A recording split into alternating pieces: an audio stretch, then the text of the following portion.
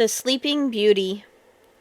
Once upon a time, long ago, so long, indeed, that even the very oldest people now alive could not remember it, there lived a king and queen in a beautiful palace, a great white marble palace with wide halls and high towers and a golden roof that flashed in the sun.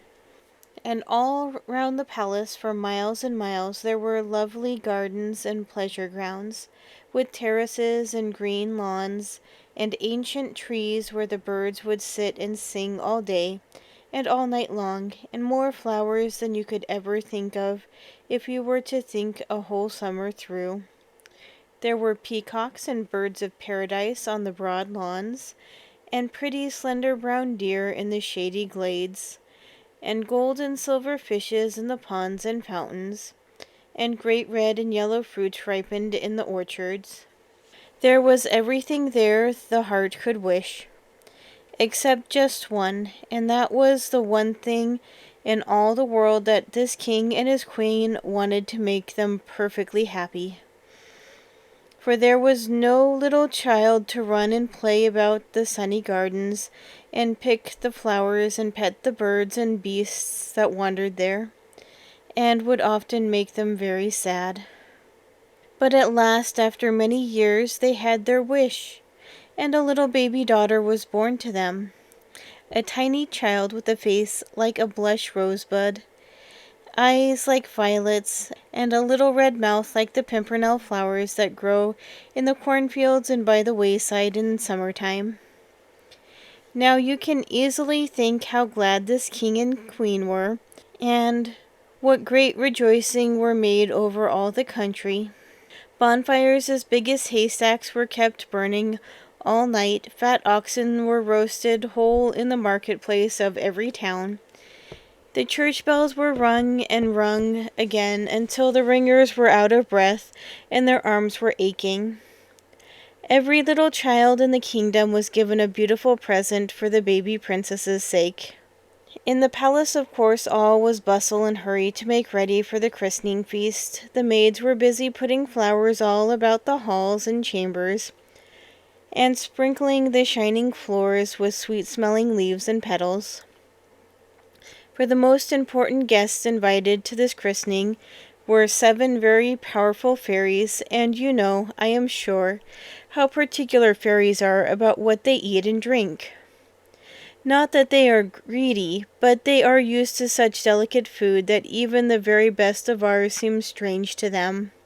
So the queen was very anxious that they should be pleased, for they had been asked to be godmothers to the baby princess, and she wanted them to be in good humor so that they should be kind to her little one. It was a beautiful summer afternoon, and the roses on the palace terrace were nodding their heads sleepily in the warm breeze, when the fairies' chariots came into sight, sailing through the blue sky like a flight of bright-winged butterflies. They were all good fairies, and had known the king and queen all their lives long, and they had not seen them for some time. There was a great deal to talk about and much news to tell, and dear me, how pleased they were with the baby. They all agreed that she was the prettiest little darling they had ever seen, almost as pretty as a real fairy baby, and that was a compliment indeed, I can tell you. And when they went into the great banqueting hall and sat down to table, they were even more delighted than at first. For each one of them there was a set of 6 golden dinner things, knife, spoon, fork, cup, and dish, and plate, made on purpose as a present for each, and all different. One was set with pearls, another with diamonds, the third with rubies, the fourth with opals, the fifth with amethysts, and the sixth with emeralds, the 7th with sapphires, and nobody could tell which was the most beautiful. They were just going to begin, and everybody was happy as happy could be, when all of a sudden there was a clashing of brazen claws and rushing of wings, and something like a black cloud seemed to pass before the tall windows and darken all the room, so that the guests could hardly see their plates. then the great doors burst open with a terrible bang, and an old fairy in a long trailing black gown, with her face almost hidden in a black hood, jumped out of the black chariot drawn by fierce griffins and stalked up to the table. The king turned pale, and the queen nearly fainted away, for this was the spiteful fairy Tormentilla, who lived all alone an immense distance away from everywhere and everyone, in a dismal black stone castle in the middle of a desert. The poor queen had been so happy and so busy that she had forgotten all about her and never sent her an invitation. However, they all tried to make the best of it, and another chair was brought and another place laid for Tormentilla. And both the king and queen told her over and over again how very, very sorry they were not to have asked her.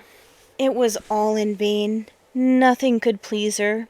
She would eat and drink nothing, and she sat scowling, looking angrily at the other fairies' jeweled cups and dishes until the feast was over and it was time to give the presents. Then they all went into the great tapestried room where the tiny princess lay sleeping in her mother-o'-pearl cradle, and the 7 fairies began to say what they would each give her. The first stepped forward and said, "She shall always be as good as gold." The second, "She shall be the cleverest princess in the world." The third, "She shall be the most beautiful." The fourth, "She shall be the happiest." The fifth, "She shall have the sweetest voice that was ever heard." The sixth, "Everyone shall love her." And then the wicked old cross fairy strode over to the cradle with long steps and said, shaking her black crooked stick at the king and queen, "And I say that she shall prick her hand with the spindle and die of the wound." At this the queen fell on her knees and begged and prayed Tormentilla to call back her cruel words. But suddenly the 7th fairy, the youngest of all, who knew Tormentilla well and had hidden herself behind the curtains for fear that some such thing might happen, came out and said, "Do not cry so, dear queen. I cannot quite undo my cousin's wicked enchantment, but I can promise you that your daughter shall not die, but only fall asleep for 100 years. And when these are past and gone, a prince shall come and awaken her with a kiss." So the king and queen dried their tears and thanked the kind fairy Heartsease for her goodness. And all the fairies went back to their homes, and things went on much as the usual in the palace.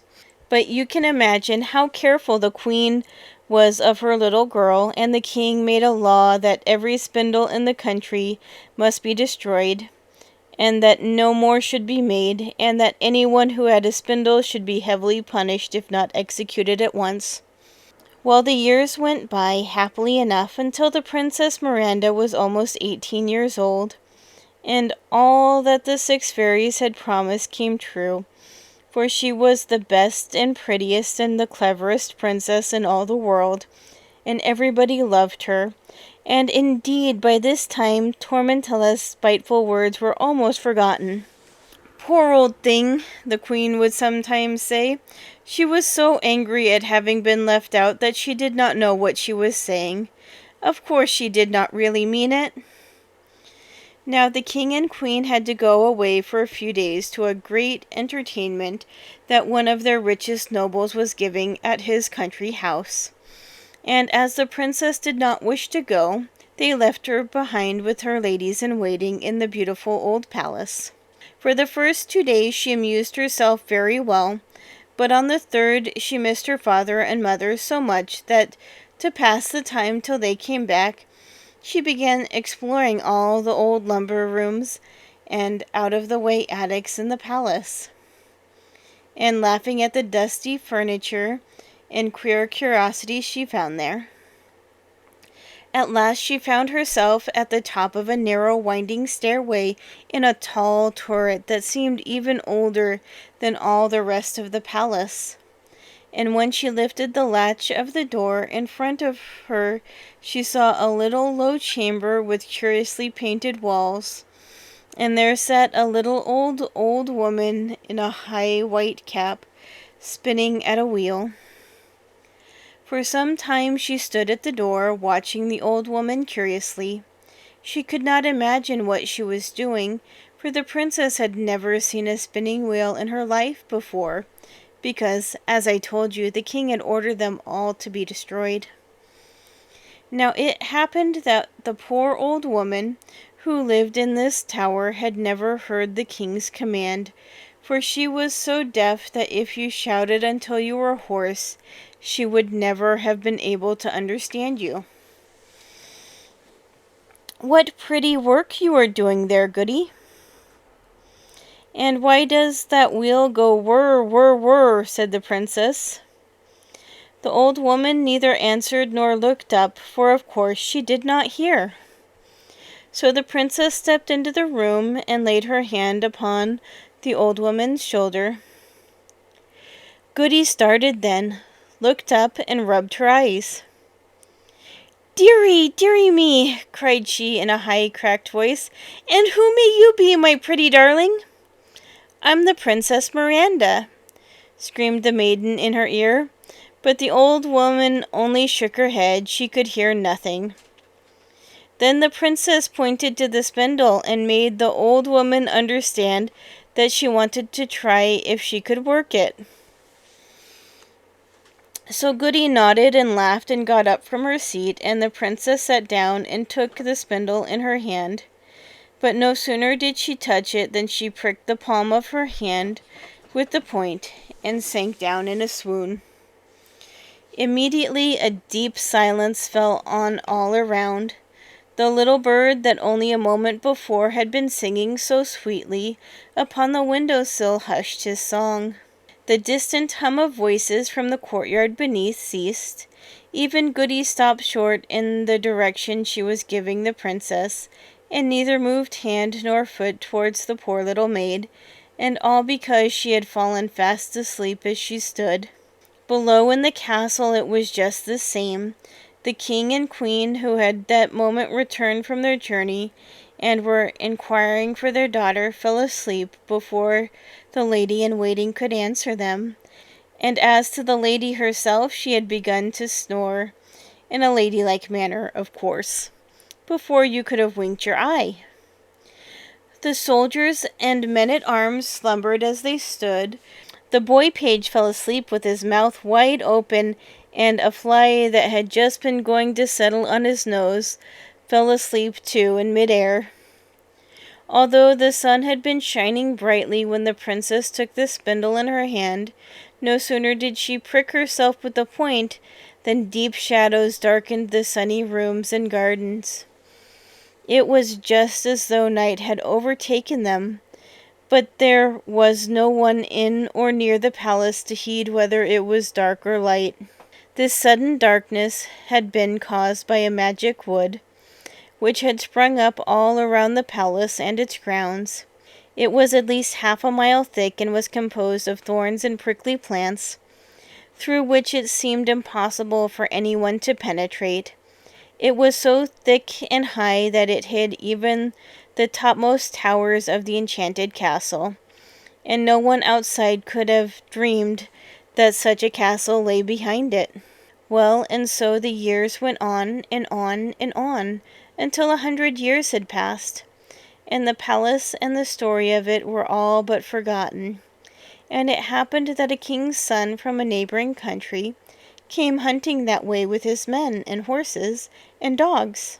And in the excitement of the chase he rode on until he became separated from his servants and attendants, and found himself in a part of the country where he had never been before. In vain he tried to retrace his steps. He only seemed to wander farther away in the wrong direction. Presently he came to a woodcutter's cottage and dismounted to ask his way. An old, old man lived in this hut, and after he had directed the prince as to the best way back, the young man pointed to a thick wood ahead and asked what lay beyond it. Then the old man told him that there was a legend that beyond the wood was an enchanted palace where a beautiful princess had lain sleeping for 100 years, and whom a prince was to awaken with a kiss. Directly the Prince Florimond heard this, nothing would serve but he must go there and see for himself if the tale were true. So he rode and rode until he came to the edge of the wood, and there he got off his horse and began to push his way through the thorny thicket. It was hard work indeed, for the briars were so strong and so sharp that you would never believe that anyone could get past them, and they closed up behind him as he went. But he was strong and brave, and after a time the way became easier, until at last he came to the palace. There everyone was sleeping, the sentinels and the soldiers in the courtyard, the cooks in the kitchen, and the pages and lords and ladies in waiting in the corridors and chambers, and in the great throne room the king and queen on their golden and ivory thrones. Prince Florimond passed on, wondering more and more, till he came at length to the narrow staircase which led to the little tower in which the princess had fallen asleep. He mounted this, and then came the greatest wonder of all, the beautiful sleeping lady. In her glistening white robes, she was so beautiful that to see her almost took away his breath. And falling on his knees, he bent to kiss her cheek, and as he kissed her, she opened her lovely blue eyes and said, smiling, "Oh, Prince, have you come at last? I have had such pleasant dreams." Then she sat up laughing and rubbing her eyes, and gave him her hand, and they went hand in hand together down the stairs and along the corridors till they came to the throne room, and there were the king and queen rubbing their eyes too, and they kissed their daughter and welcomed the prince most gladly. And all at the same time the whole palace was awake. Cocks crowed, dogs barked, the cats began to mew, the spits to turn, the clocks to strike, the soldiers presented arms, the heralds blew their trumpets, the head cook boxed the little scullion's ears, and butler went on drinking his half-finished tankard of wine. The first lady in waiting finished winding her skein of silk. Everything, in short, went on exactly as though the spell had lasted 100 seconds instead of years. To be sure, Princess Miranda's pretty white dress was just such a one as Prince Florimond's great-grandmother might have worn, but that gave them something to laugh at. And now my story is done, for I need hardly tell you that the prince and princess were married amid great rejoicings, and lived happily ever after, and that the 7 fairy godmothers danced at the wedding, so all ended well, and what more could anyone wish?